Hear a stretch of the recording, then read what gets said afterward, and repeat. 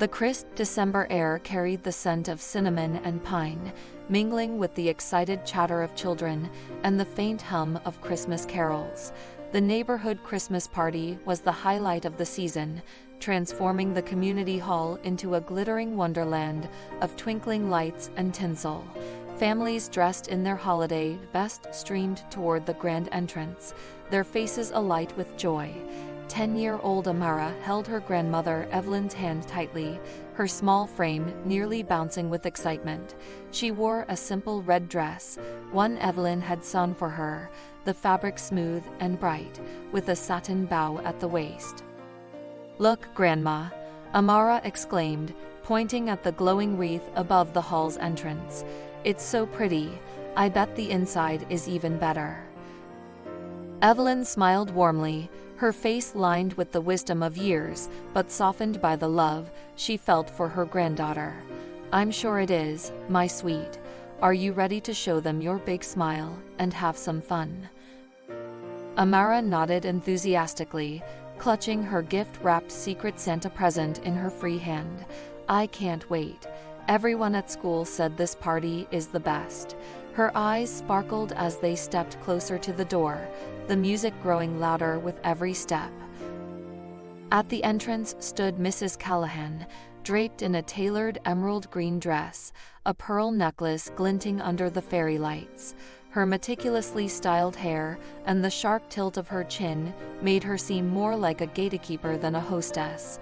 She glanced at each family entering, her lips curving into an approving smile or tightening into a polite but disapproving purse, depending on who she greeted. When her gaze landed on Evelyn and Amara, her expression froze, her smile vanished. Amara didn't notice. "Hello," she chirped, offering Mrs. Callahan her brightest grin. "Merry Christmas." Mrs. Callahan tilted her head, her eyes narrowing slightly.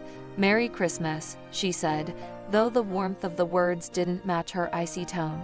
Her gaze swept over Amara, lingering on her dress, her braids tied with red ribbons, and finally, Evelyn's modest coat.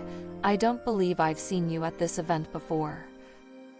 Evelyn stepped forward, her posture calm but firm. "This is Amara, my granddaughter. She's been looking forward to this party for weeks. We're here to join the celebration." Mrs. Callahan's lips pressed into a thin line. "I'm afraid this event is for members of the neighborhood association," she said crisply. "It's policy." Evelyn's brow furrowed, her voice steady but tinged with steel. "We've lived in this neighborhood for years, Mrs. Callahan. Surely we're as much a part of this community as anyone else." Mrs. Callahan offered a smile so tight, it seemed ready to snap. "I'm sure you understand. We have to be selective, to keep the event exclusive. Otherwise, it would lose its charm, don't you think?" Amara's smile faltered. She glanced at Evelyn, confused. "But we live here, and I brought a gift for Secret Santa." Mrs. Callahan leaned closer, her voice dropping to a syrupy tone that dripped with condescension. "Oh, sweetie, I'm sure you did. But perhaps next year, if your grandmother works things out with the association." Evelyn's eyes burned, but her expression remained calm. She gently squeezed Amara's hand, grounding them both. "I see," she said, her voice low but firm. "Well, Mrs. Callahan, I hope your party brings you all the joy you seek." Mrs. Callahan's smile widened, victorious. "I'm sure it will. Thank you for understanding." Evelyn turned to Amara, who was fighting back tears, her small hands trembling around the present she'd so carefully chosen. "Come on, my darling," Evelyn said, crouching to Amara's eye level. "Let's leave them to their little party." "But Grandma," Amara whispered, her voice breaking, "I don't understand. Why don't they want us?" Evelyn placed a hand on her shoulder, her voice steady with quiet strength. "Sometimes, people put up walls because they're afraid of letting others in. But those walls don't matter, Amara. Do you know why?" Amara shook her head, tears slipping down her cheeks. Evelyn wiped them away with her thumb. "Because we have bigger places to go, my dear. And when we walk through those doors, they'll know exactly who you are." Amara blinked at her, trying to process the words. Evelyn stood, taking her hand again, and led her away from the brightly lit hall. As they passed other families, Amara felt their eyes on her, some sympathetic, some curious, and some whispering. She clutched her grandmother's hand tighter, her heart heavy with the weight of rejection. The music from the hall grew fainter as they walked down the street. Amara couldn't hold it in any longer. "Grandma, why did she treat us like that? What did we do wrong?" Evelyn stopped walking and knelt in front of her, the glow of a street lamp framing her face. "You didn't do anything wrong, Amara. Sometimes people let their fears and ignorance guide them instead of their hearts, but their actions don't define you. What matters is how you respond." Amara sniffled, her gaze dropping to the present in her hands. "It's not fair." "No, it's not," Evelyn agreed, brushing a stray braid from Amara's face. "But fairness isn't what makes us strong. How we rise above moments like this is what truly matters." They continued walking, the warmth of Evelyn's hand giving Amara a small sense of comfort. As they approached their apartment building, a neighbor, Mr. Porter, called out from his porch, "Evelyn, Amara, back from the party already?" Evelyn gave him a tight smile. It seems the party wasn't for everyone. Mr. Porter's face fell. "What do you mean?" Evelyn hesitated, but Amara spoke up, her voice small but clear.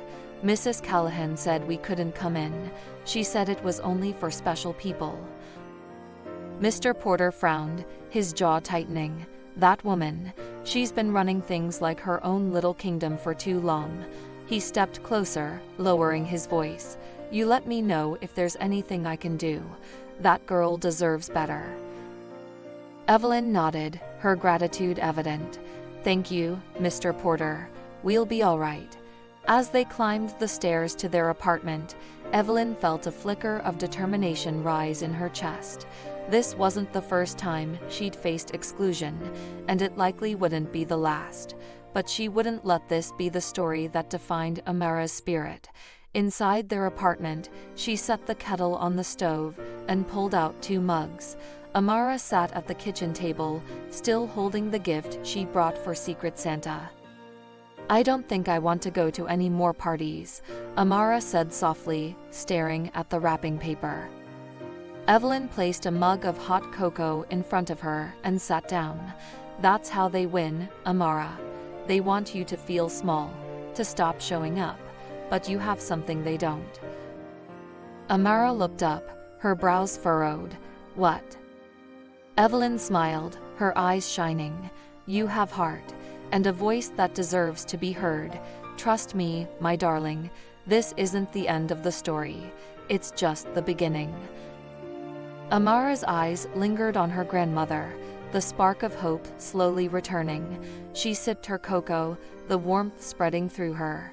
And though the ache of rejection still lingered, a seed of resolve had been planted, one that would grow stronger with every step she took forward. The early morning light spilled into the small apartment, painting the walls with a soft golden hue. The smell of fresh bread wafted from the kitchen, where Evelyn was humming a tune as she kneaded dough with practiced hands. Her movements were steady, rhythmic, a quiet defiance against the years of hardship she had faced. Across the room, Amara sat cross-legged on the worn but comfortable couch, her notebook propped open as she scribbled down lyrics for a new song. Her voice, sweet and full of promise, floated through the space as she tested melodies under her breath. "Sing it out, Amara," Evelyn called over her shoulder, her tone warm but firm. "Don't keep it to yourself. Let the walls hear it." Amara grinned, her fingers brushing a strand of hair away from her face. She cleared her throat and began to sing softly at first, the notes building as her confidence grew. Her voice filled the apartment, rich and clear, carrying the weight of dreams too big for her small frame. Evelyn paused her kneading, her hands dusted with flour, and turned to listen. "Listen. That's my girl," she said, her smile deepening. "The world doesn't know it yet, but you're going to move mountains with that voice." Amara blushed, her cheeks warming under her grandmother's praise. "You always say that, Grandma," she said, closing her notebook. "Because it's true," Evelyn replied, wiping her hands on a dish towel as she crossed the room. She knelt in front of Amara, her eyes level with hers. "You have a gift, Amara. But a gift like yours comes with a responsibility. You have to use it, even when it's hard, especially when it's hard." Amara nodded, her smile fading slightly. She thought of the party the night before, the way Mrs. Callahan's words had stung like icy needles. "Do you think they'll ever see me the way you do?" Evelyn reached out, tucking a stray braid behind Amara's ear.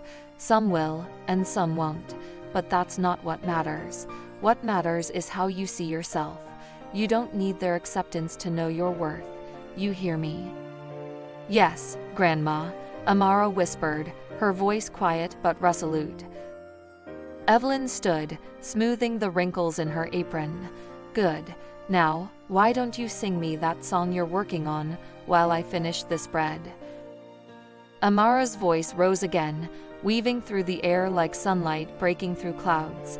The song was hopeful, a melody of resilience and joy, and Evelyn felt her heart swell with pride. Their cozy apartment was filled with reminders of the life they had built together. The small sewing station in the corner bore stacks of fabric and spools of thread in every color. On the walls hung framed photos of Evelyn in her younger years, her sewing machine tucked into the corner of a bustling shop. One picture, however, stood out from the rest, a faded black and white photo of Evelyn standing outside a community hall, her face solemn but her stance defiant. Amara had asked about it once, and Evelyn had told her about the time she had been turned away from a similar gathering, decades ago. "They didn't want someone like me there," Evelyn had said, "but I showed them that I belonged, not by begging for their approval, but by building something better for myself." Now, as Evelyn worked and Amara sang, that memory lingered in her mind. History had a way of repeating itself, but Evelyn was determined to help Amara write a different story. Across town, Mrs. Callahan sat in the pristine living room of her suburban home, a steaming cup of tea balanced on a delicate saucer. She was surrounded by her usual circle of friends, all dressed impeccably and armed with sharp tongues. "Did you see the dress that little girl was wearing?"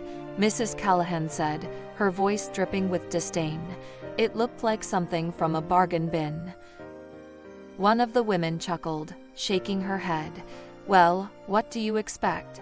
Not everyone can appreciate quality." Mrs. Callahan leaned back in her chair, a satisfied smirk on her face. "That's exactly why we have standards. Someone has to ensure these events maintain a certain level of refinement." The women nodded in agreement, their laughter filling the room. But beneath Mrs. Callahan's polished exterior, there was a flicker of something darker. Fear. She had built her reputation on control, on being the gatekeeper of what was deemed acceptable. But cracks were forming in her carefully constructed world, and she could feel it. Back in the apartment, Amara's voice faded as she finished her song, and she looked at Evelyn with a mix of pride and uncertainty. "Do you think I'll ever sing for lots of people, Grandma? Like, on a big stage?" Evelyn turned, her eyes shining. "I don't think it, my sweet. I know it. But the question is, are you ready to work for it?" Amara nodded eagerly, determination sparking in her chest. "I'm ready. I'll work as hard as I can." Evelyn smiled, placing a hand over her granddaughter's. "Then nothing can stop you, not even people like Mrs. Callahan." As the morning turned into afternoon, Amara practiced her songs while Evelyn worked on a new dress order. They were a team, united by love and resilience, their bond unshaken by the challenges they faced. But across town, in Mrs. Callahan's immaculate home, the seeds of insecurity were beginning to grow. She had underestimated Evelyn and Amara, and though she didn't realize it yet, her grip on the community was slipping. The stage was being set for a confrontation that would change everything, and neither side would emerge the same. The announcement came during morning assembly, the principal's voice echoing through the gymnasium. Amara sat cross-legged on the polished wooden floor, her tour folder clutched tightly in her lap. The moment she heard the words "Christmas party" and "tour performance," her stomach twisted. "We're thrilled to share that our school tour has been invited to perform at the neighborhood Christmas party," the principal said, her face glowing with pride. "This is a wonderful opportunity to showcase your talents to the whole community." The students cheered, their excitement palpable, but Amara felt like she was shrinking. The image of Mrs. Callahan's sneer loomed in her mind, her words still fresh and stinging. "You don't belong here." The idea of walking back into that same room, of standing on a stage under her watchful, judgmental eyes, made Amara's palms sweat. She glanced at her best friend, Lucas, who nudged her with an encouraging grin. "This is your chance, Amara," he whispered. "You'll blow them away." Amara nodded hesitantly, but her heart wasn't in it. She knew she couldn't back out, not when the tour was counting on her, not when she had promised herself to be stronger, but the thought of facing Mrs. Callahan again filled her with dread. Later that day, during corps practice, the energy in the room was electric. The music teacher, Ms. Grant, clapped her hands to get everyone's attention. "All right, everyone, settle down. This performance is a big deal, and we need to make it perfect. Let's start with the group song, and then we'll work on solos." Amara stood with the other students, her voice blending seamlessly into the harmony. Singing always felt like home to her, a place where she could be herself without fear or doubt. But as they finished the group piece and Miss Grant called for solo auditions, her anxiety crept back. "Who wants to go first?" Miss Grant asked, scanning the room. Lucas raised his hand immediately. "I nominate Amara," he said, grinning. Amara's eyes widened. "Lucas," she hissed, but it was too late. The other students were already nodding and encouraging her. "You've got this, Amara," Ms. Grant said with a reassuring smile. "Let's hear it." Amara swallowed hard, stepping forward. She gripped the edges of her folder so tightly her knuckles turned white. The opening notes of "Oh Holy Night" played on the piano, and she closed her eyes, letting the music guide her. Her voice started soft but steady, each note building with emotion and strength. By the time she reached the chorus, the room was silent, every pair of eyes fixed on her. When she finished, the room erupted into applause, her classmates cheering and clapping. "Beautiful, Amara," Ms. Grant said, beaming. "You're a natural choice for the lead solo." Amara's cheeks flushed, pride blooming in her chest. For a moment, she forgot about Mrs. Callahan, forgot about the party, forgot about everything except the joy of singing. But the moment was short-lived. As the students began gathering their things, Ms. Grant announced, "We'll be rehearsing at the community hall tomorrow, so please be prepared. This is your chance to practice in the actual space before the big night." Amara froze. The hall. Mrs. Callahan. Her stomach dropped, but she forced herself to nod along with the others. The next afternoon, the tour arrived at the Grand Community Hall. The decorations were already in place. Twinkling lights draped across the stage, garlands hung along the walls, and a massive Christmas tree glittering in the corner.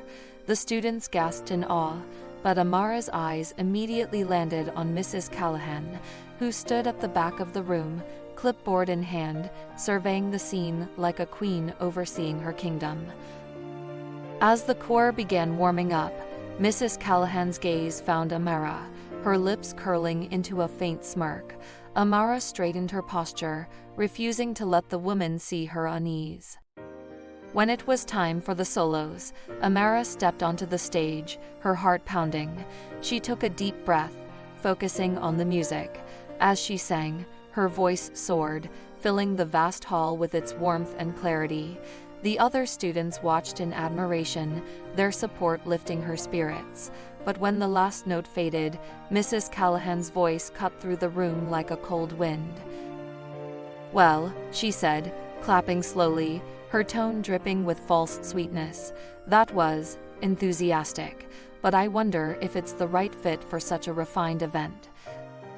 Amara felt the words hit her like a slap. She glanced at Ms. Grant, whose brow furrowed in confusion, and then at Lucas, whose face darkened with anger. "Excuse me?" Ms. Grant said, her voice calm but firm. Amara's performance was exceptional. She's the perfect choice for the solo. Mrs. Callahan raised an eyebrow, her smile never faltering. "Oh, I'm sure she tries her best. But don't you think it's important to have someone who embodies the elegance of the occasion? Presentation matters, after all." Amara's throat tightened, tears threatening to spill, but she refused to let them fall. Lucas stepped forward, his voice sharp. "Amara is elegant, and she's the best singer in this corps. If you can't see that, maybe you shouldn't be organizing events." The students murmured in agreement, some nodding, but Mrs. Callahan's smile hardened. "I appreciate your passion," she said icily, "but I'm simply thinking of what's best for the event. No need to take it personally." Amara looked down at her hands, her vision blurry. She wanted to run, to hide, but Evelyn's voice echoed in her mind. "You don't need their acceptance to know your worth." She lifted her chin, meeting Mrs. Callahan's gaze. "Thank you for your feedback," Amara said, her voice steady despite the knot in her chest. "But I'm going to sing my best, no matter what you think." Mrs. Callahan blinked, momentarily caught off guard by the quiet defiance. Before she could respond, Ms. Grant clapped her hands. "All right, everyone, let's take a break. Amara, Lucas, can I see you for a moment?" As the students dispersed, Ms. Grant placed a hand on Amara's shoulder. "Don't let her get to you," she said softly. "You're incredible, Amara, don't forget that." Lucas nodded fiercely. "Yeah, she's just trying to get in your head because she knows you're better than she'll ever admit." Amara smiled weakly, their support easing the weight on her chest. "Thanks," she whispered. "I won't let her win." But as she walked back to her seat, the tension lingered. Mrs. Callahan's presence was like a shadow, her judgmental eyes following Amara's every move. Amara knew this was just the beginning, and the battle was far from over. Yet, deep inside, a spark of determination burned.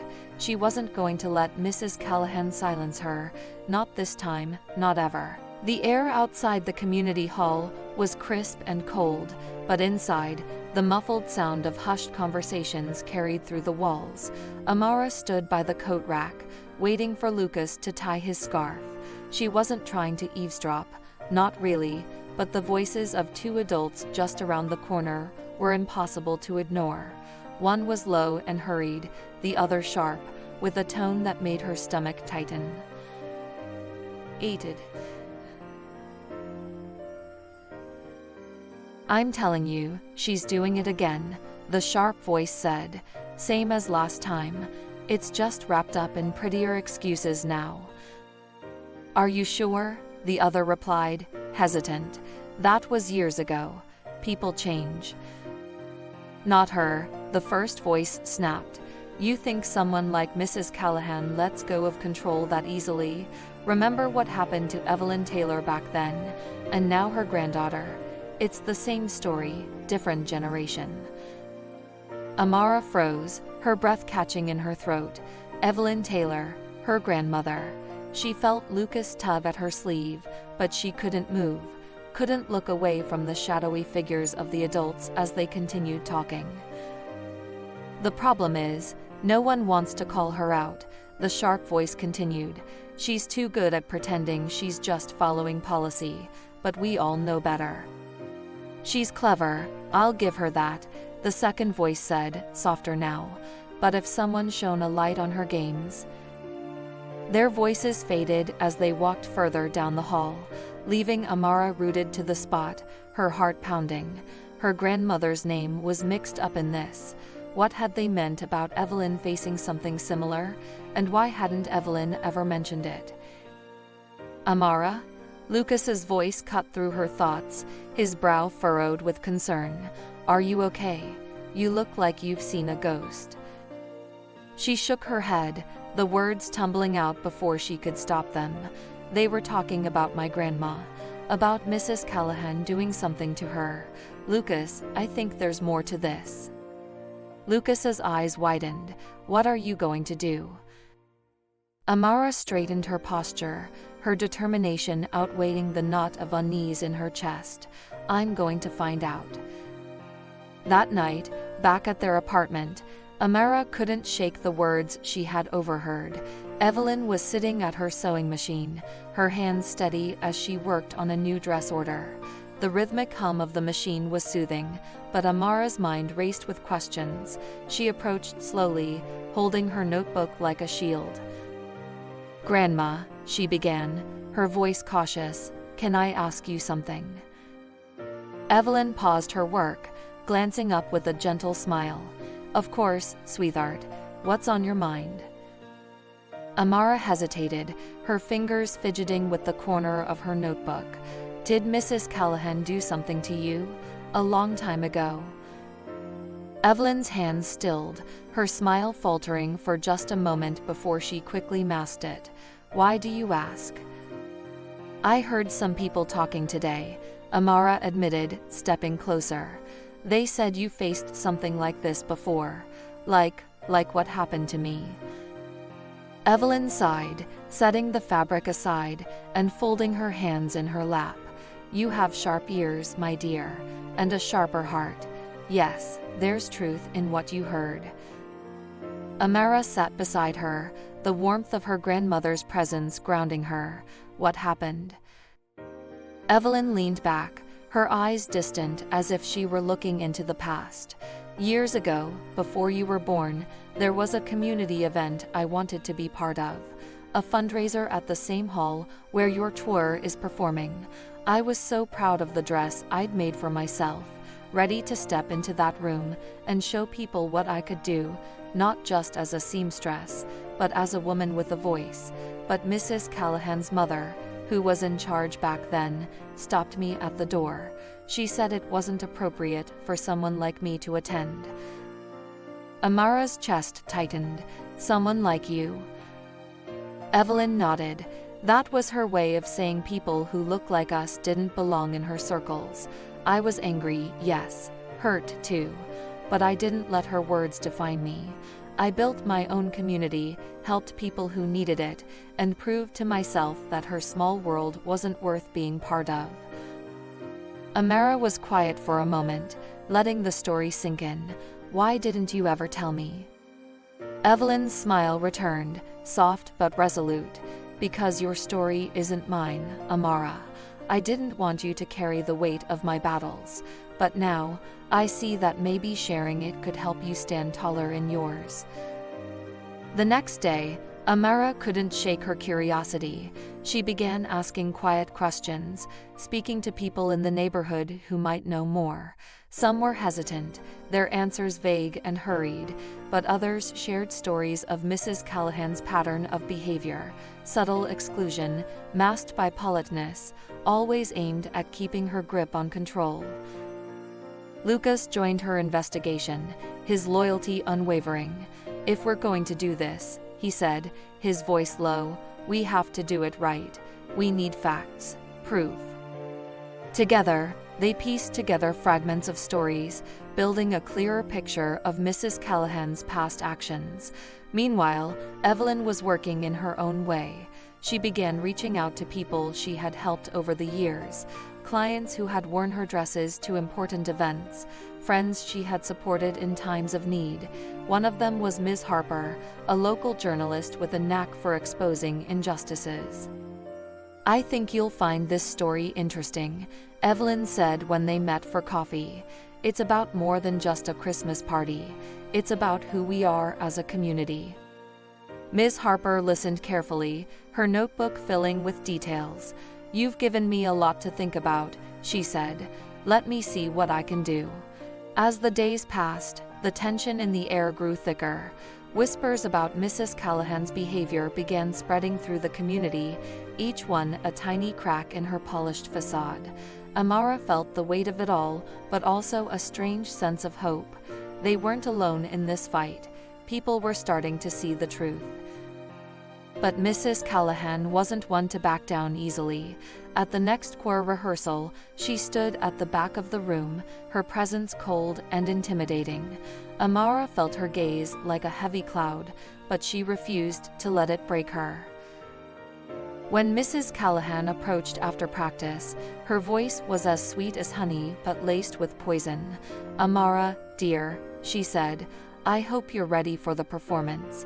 It's such an important event after all. We wouldn't want any unnecessary distractions." Amara met her gaze, her chin held high. "I'll be ready," she said, her voice steady. "Thank you for your concern." Mrs. Callahan's smile tightened, but she said nothing more. As she walked away, Lucas leaned over to Amara. "She's trying to scare you," he whispered. "Don't let her." "I won't," Amara replied, though her hands trembled slightly. She knew this wasn't just about her performance anymore. It was about standing up for herself, for Evelyn, and for everyone else Mrs. Callahan had tried to silence. The pieces were falling into place. The community was starting to pay attention, and though the path ahead was uncertain, Amara felt a growing strength inside her, a determination to see this through to the end. Whatever happened next, she was ready. The air was thick with whispers that carried through the school hallways like a cold wind. Amara tried to ignore them, but no matter where she went, she felt the weight of curious stares and heard the faint murmur of her name on the lips of people she barely knew. "You. Did you hear? Mrs. Callahan said her family doesn't even belong in the neighborhood." She said Amara's just being pushed forward because people feel bad for her. Amara ducked her head, gripping the strap of her backpack tightly. Each rumor stung like a needle, sharp and precise, sewing doubt into the fabric of her confidence. She didn't understand how it had come to this. All she wanted was to sing, to share the voice she'd worked so hard to develop. But now, it felt like the world was watching her, not with admiration, but with suspicion and judgment. At lunch, Lucas slid into the seat across from her, his tray clattering on the table. "Ignore them," he said firmly, as though reading her mind. "They're just repeating what she wants them to say." Amara glanced at him, her eyes tired. "What if they're right?" she whispered. "What if I don't belong on that stage?" Lucas leaned forward, his expression fierce. "You belong more than anyone else, Amara. Don't let her win. She's scared because you're better than anything she could ever control."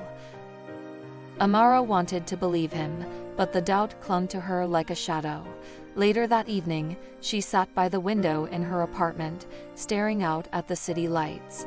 Her notebook lay unopened beside her, the songs she loved so much feeling distant and small. Evelyn came in quietly, carrying 2 mugs of tea.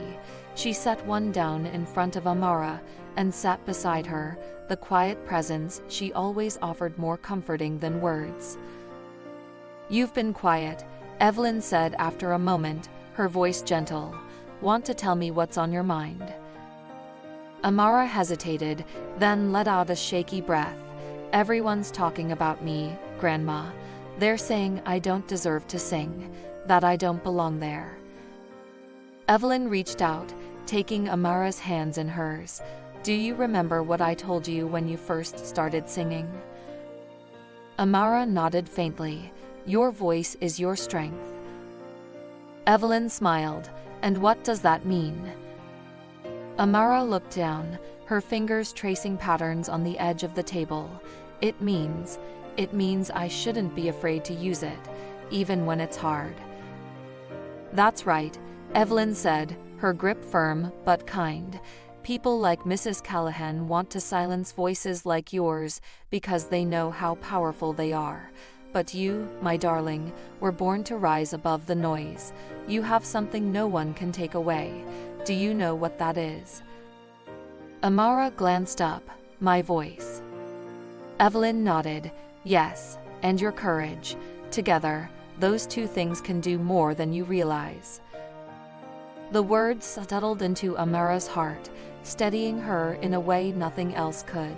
She nodded slowly, determination flickering back to life. The next day, the corps gathered at the community hall for their final rehearsal. The stage was set, the decorations glittering like a promise of magic to come. Amara stood at the edge of the stage, clutching her sheet music, her heart pounding. She could feel Mrs. Callahan's gaze on her from the back of the room, sharp and cold like a winter frost. All right, everyone, Ms. Grant called out, clapping her hands. Let's run through the group piece first, then move on to solos. This is your chance to make it perfect.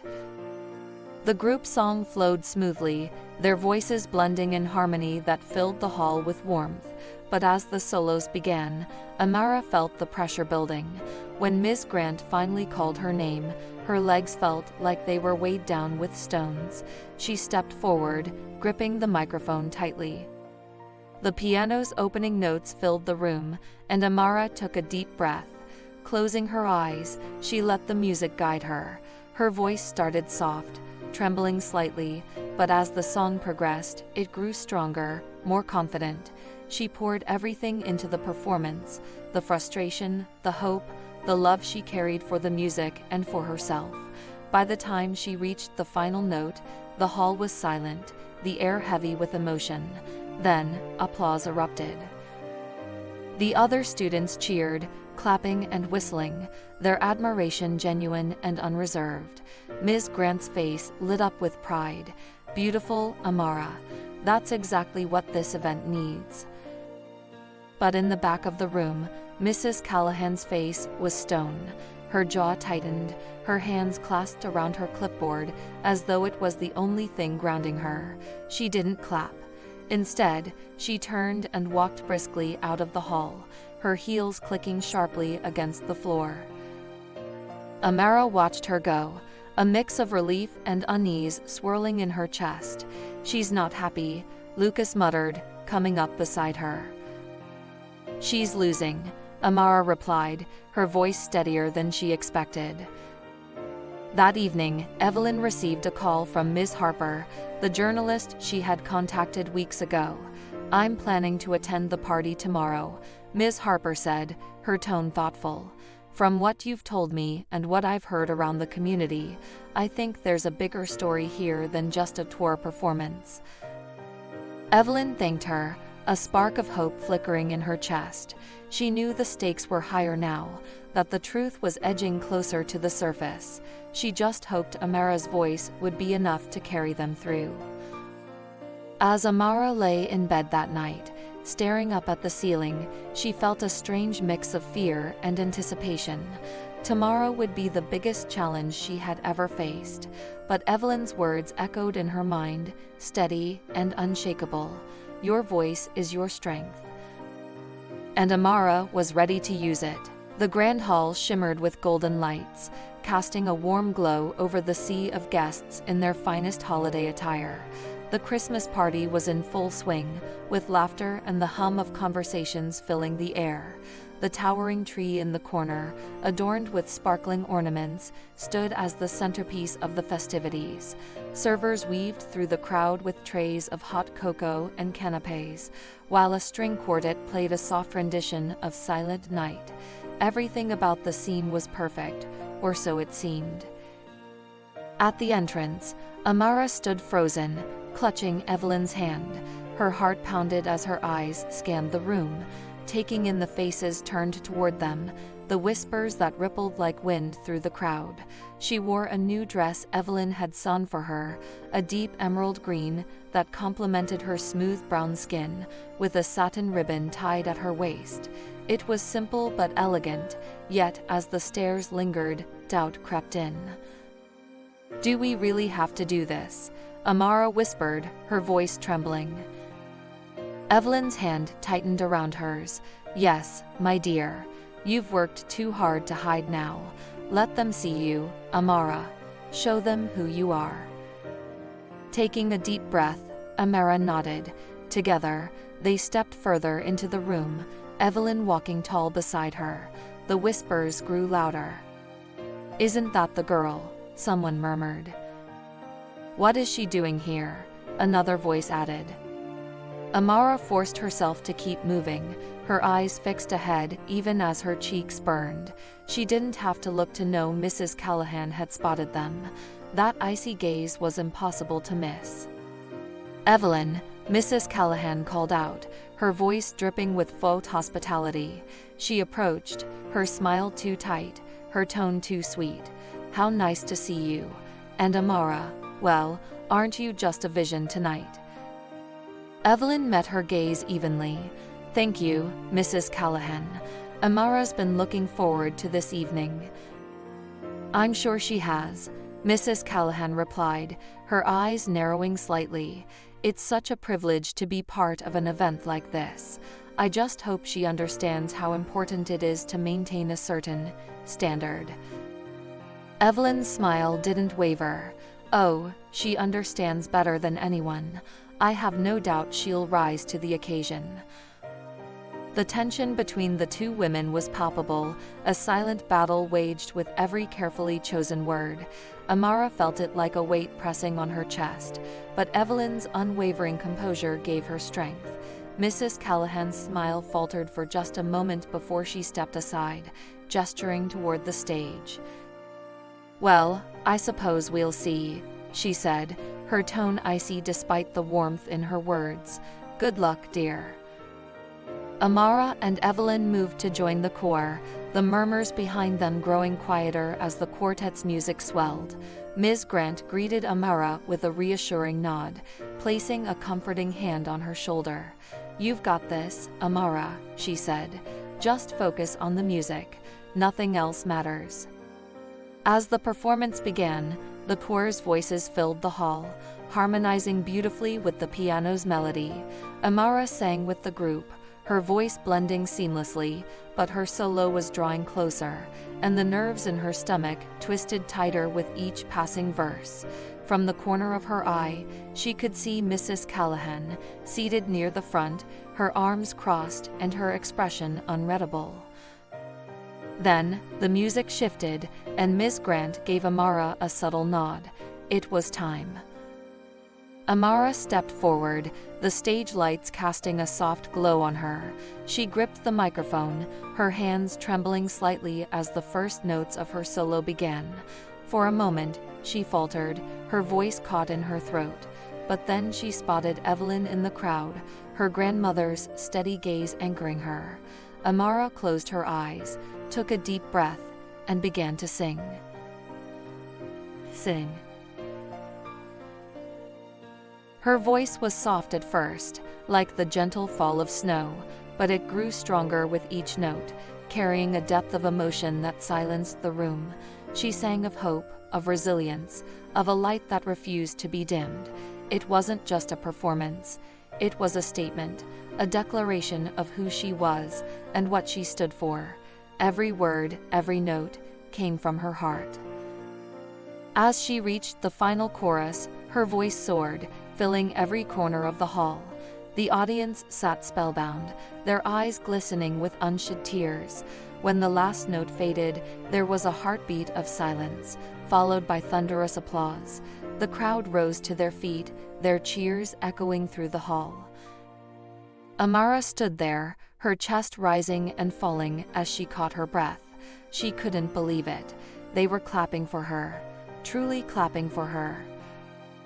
Evelyn's eyes shimmered with pride, her hands clapping loudly as she beamed up at her granddaughter.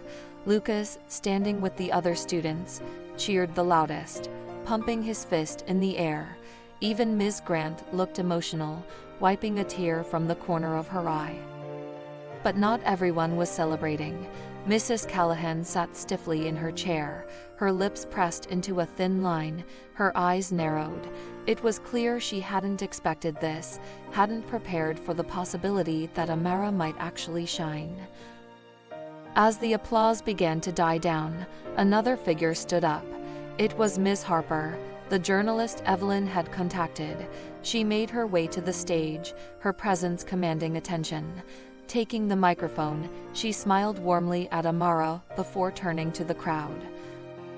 "Good evening, everyone," she began, her voice clear and confident. "I just wanted to take a moment to acknowledge the incredible performance we've just witnessed. Amara, your voice is truly a gift. But more than that, your courage is an inspiration." The audience murmured in agreement, their attention riveted on Ms. Harper. Mrs. Callahan shifted uncomfortably in her seat, her expression darkening. "As a journalist, I've spent years telling stories about people who overcome challenges and stand tall in the face of adversity," Ms. Harper continued. "Tonight, I'd like to share a story about resilience and strength, one that spans generations. Many of you may not know this, but years ago, Evelyn Taylor, Amara's grandmother, faced similar challenges in this very community. She was excluded, silenced, made to feel as though she didn't belong. But Evelyn didn't let that stop her. She used her voice, her talents, and her determination to make a difference. And now, her granddaughter is carrying that legacy forward." The room was silent, the weight of her words sinking in. Mrs. Callahan's face was pale, her carefully constructed facade beginning to crack. "Exclusion and prejudice have no place in our community," Ms. Harper said, her voice firm. "And tonight, I think we've all been reminded of the power of inclusion, of lifting each other up instead of tearing each other down.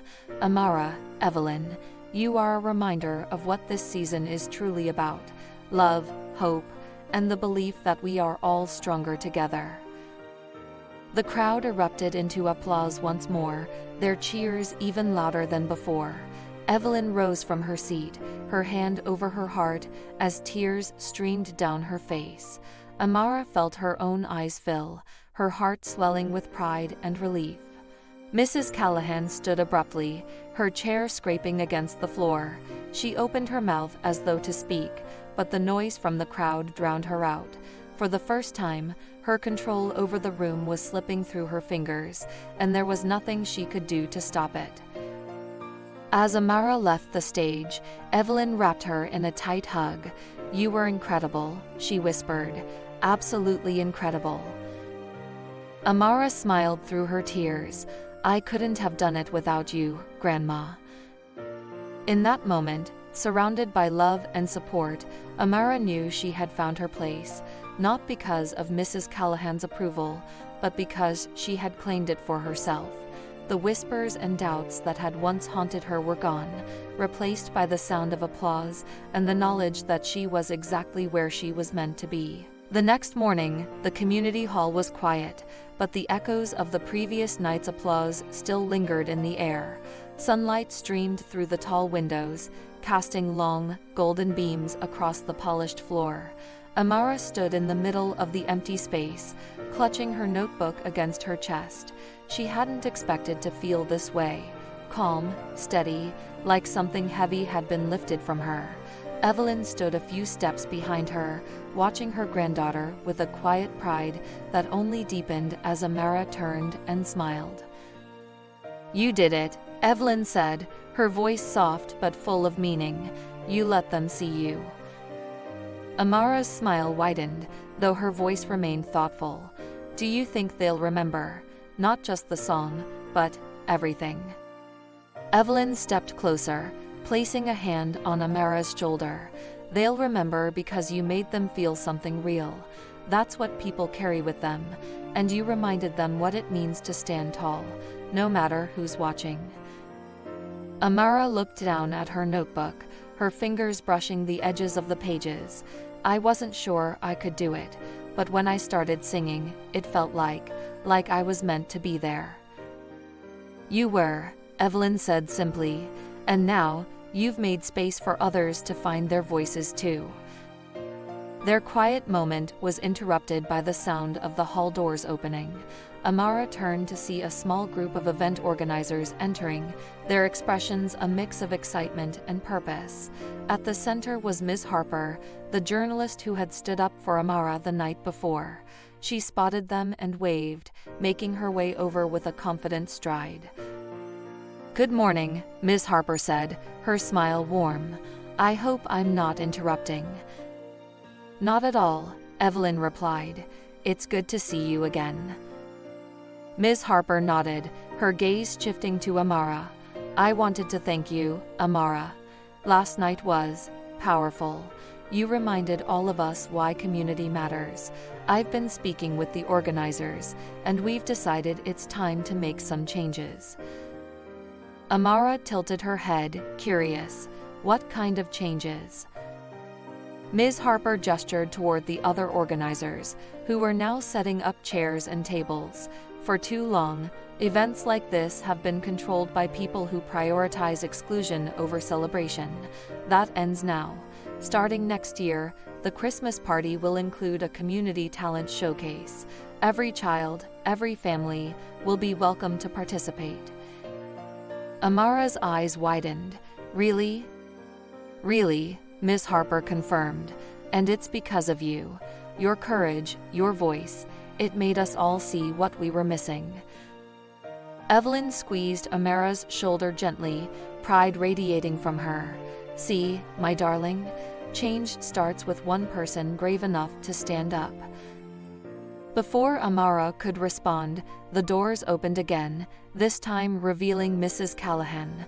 She hesitated on the threshold, her usual air of authority replaced by something hesitant, almost uncertain.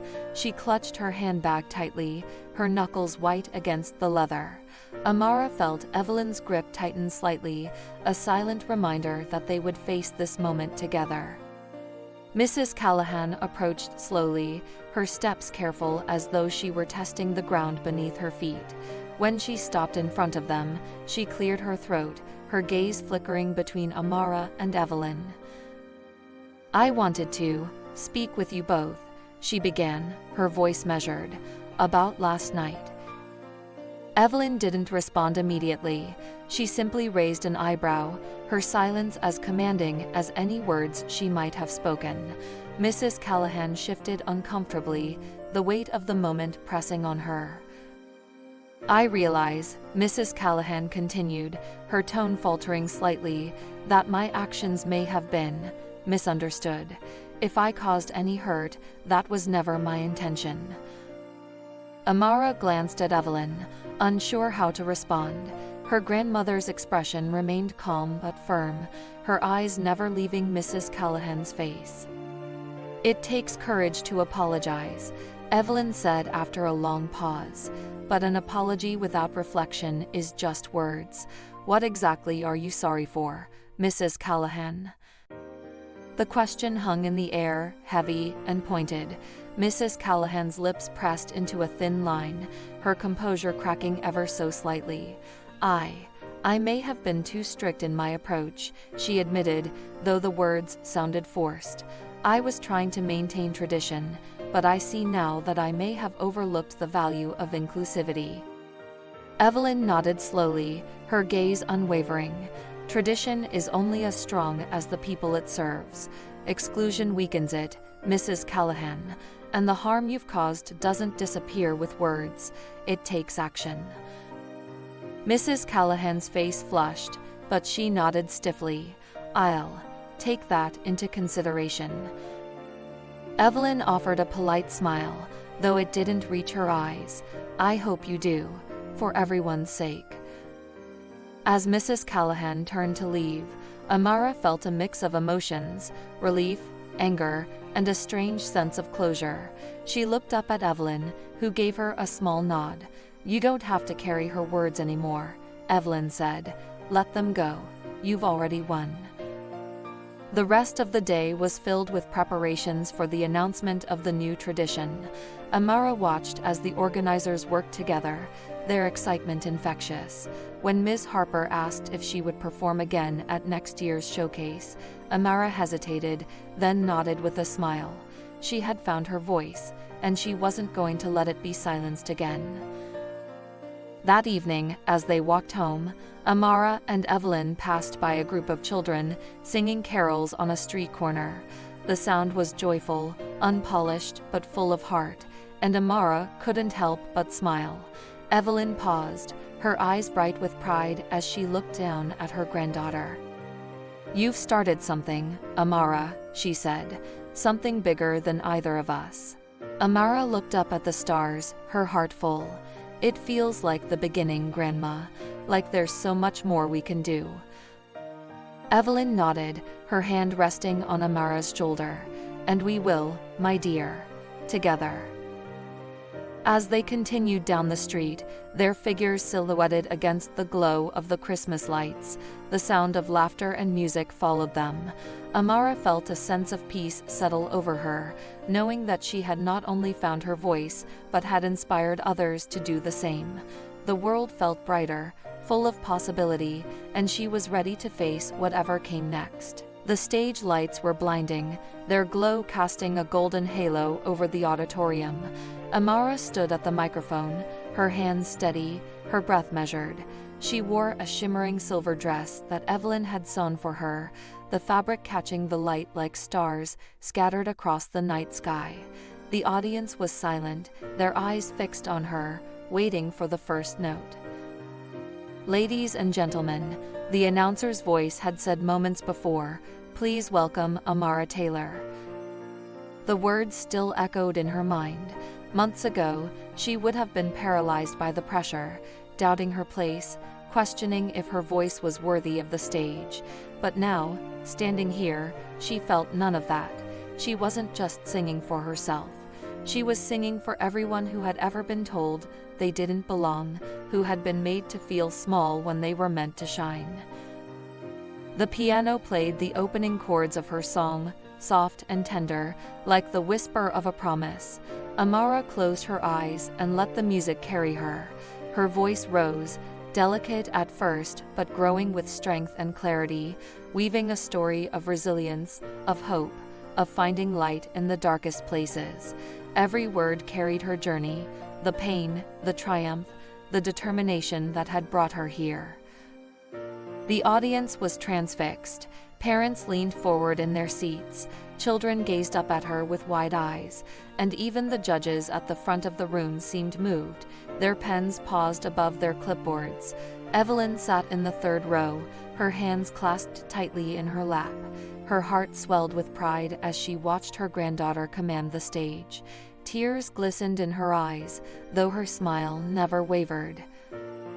As the song reached its crescendo, Amara poured everything into the final notes, her voice soaring like it was made of pure light. When the music faded, the silence in the room was absolute. For a moment, there was nothing but the sound of Amara's breath, the weight of her song hanging in the air. Then, the applause erupted. It wasn't polite or obligatory, it was thunderous, a wave of admiration and emotion that seemed to shake the walls. Amara's chest rose and fell as she looked out at the audience, their faces a blur through her tears. She gave a small bow, the ovation washing over her, and glanced toward Evelyn. Her grandmother was standing now, clapping with an intensity that made Amara's heart ache with gratitude.